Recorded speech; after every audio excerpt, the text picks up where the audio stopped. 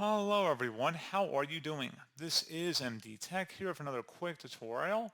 In today's tutorial, I'm going to show you guys how to change the default gateway on your Windows 10 or Windows 11 computer. So a default gateway is basically a node on a computer network that forwards packets to other networks when no other route specifically matches the destination IP address of the packet, which is known as the gateway.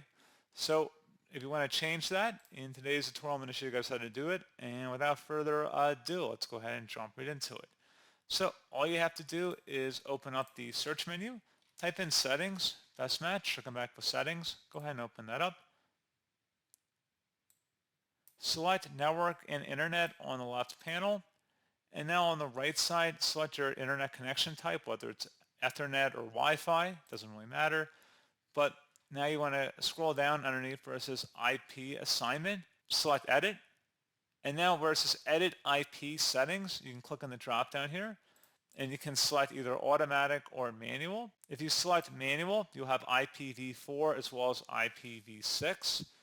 This will only appear if you haven't enabled IPv4 earlier.